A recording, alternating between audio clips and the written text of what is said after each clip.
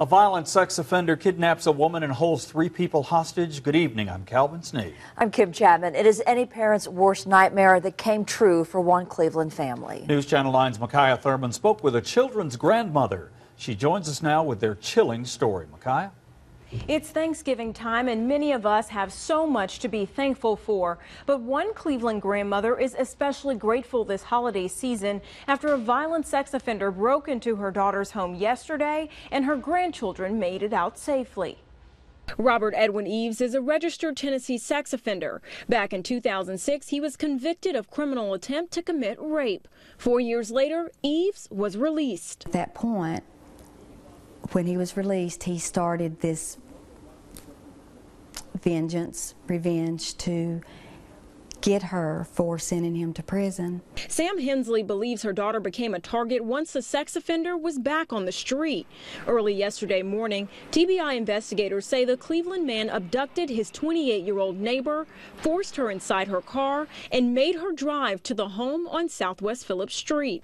While the house belonged to the woman he felt was responsible for putting him behind bars, only her 3 unsuspecting children were home. There was my 16-year-old grandson, 9-year-old granddaughter, and 7-year-old grandson, those 3 children in the home. And the young lady was handcuffed inside her vehicle in the carport. They did not know she was out there. TBI investigators say Eaves broke into this house and showed the children his weapons. He at some point took my 16-year-old grandson and he held him by knife and made him go out to the carport to unhandcuff the young lady that was being held in the car. When Eaves stepped out, Hensley says he took his eyes off the smaller children, and the 9-year-old girl quickly devised a plan with her 7-year-old brother. She told him, the 7-year-old, "You've got to get to the phone. You've got to wiggle, wiggle, wiggle, get out. You've got to get to the phone and call Mommy. You've got to hurry." And somehow he did. He called his mother at work and said, "There's a man here who's tied us up and he's going to kill us. You need to come home." Hensley says Eaves caught the boy trying to call for help and hung up. But the children's mother had already decided to call police. My kid just called and said somebody's there, and my son said somebody was trying to tie his feet up, and I kept saying, "I'm sending the police."